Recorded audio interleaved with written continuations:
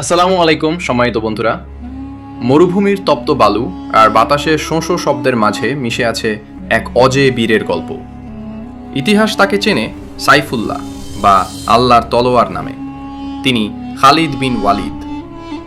গল্পের শুরুটা মক্কার ধুলোবালি ঘেরা এক আভিজাত্যপূর্ণ পরিবারে। ছোটবেলা থেকেই খালিদ ছিলেন দীর্ঘদেহী, শক্তিশালী এবং রণকৌশলে তুখোড়। আরবের ঘোড়সওয়ারদের মধ্যে তার মতো চাবুক চালানো আর তলোয়ার ঘোরানো দ্বিতীয় কেউ ছিল না।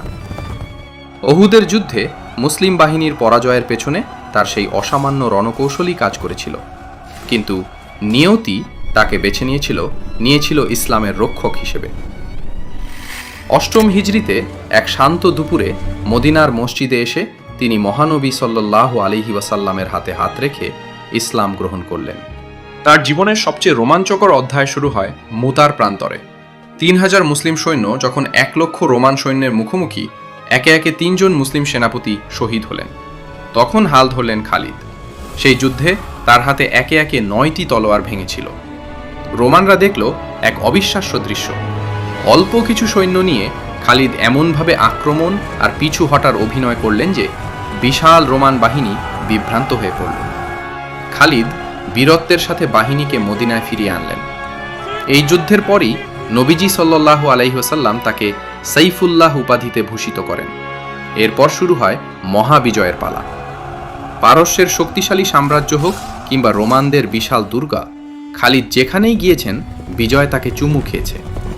শিকল যুদ্ধ থেকে শুরু করে পারস্যের একের পর এক পতন ছিল তার হাতের খেলো। এরপর সিরিয়ার ইয়ারমুক প্রান্তরে তিনি যা দেখালেন তা আজও পৃথিবীর বড় বড় সামরিক একাডেমিগুলোতে পড়ানো হয়।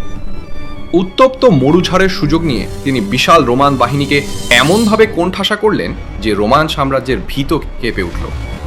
সিরিয়া ও ফিলিস্তিন বিজয়ের পথ খুলে গেল। কিন্তু এই বীরের জীবনের সবচেয়ে অবাক করা মোড় এলো তখন, যখন তিনি জনপ্রিয়তার তুঙ্গে।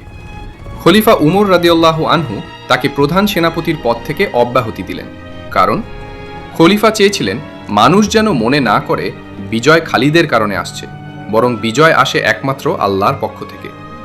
একজন সাধারণ মানুষ হলে হয়তো বিদ্রোহ করতেন, কিন্তু খালিদ ছিলেন অন্য ধাতুতে করা। তিনি শান্তভাবে বললেন, আমি উমরের জন্য যুদ্ধ করি না, আমি উমরের প্রভুর জন্য যুদ্ধ করি।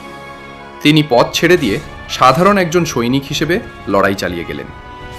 জীবনের শেষ বেলায় এই মহান যোদ্ধা যখন বিছানায় শায়িত, তার চোখ বেয়ে অশ্রু ঝরছিল। তার সারা শরীরে তলোয়ার, নেজা আর তীরের শতাধিক ক্ষতের দাগ ছিল।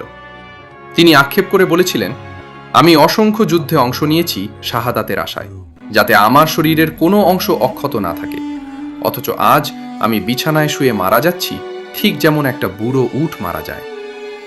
642 খ্রিস্টাব্দে হোমস শহরে এই অপরাজেয় সেনাপতি শেষ নিঃশ্বাস ত্যাগ করেন। তিনি যুদ্ধক্ষেত্রে শহীদ হতে পারেননি ঠিকই, কিন্তু ইতিহাস সাক্ষ্য দেয়, যাকে স্বয়ং আল্লাহর রসুল আল্লাহর তলোয়ার উপাধি দিয়েছেন, সেই তলোয়ার কোনো মানুষের হাতে ভাঙা সম্ভব ছিল না।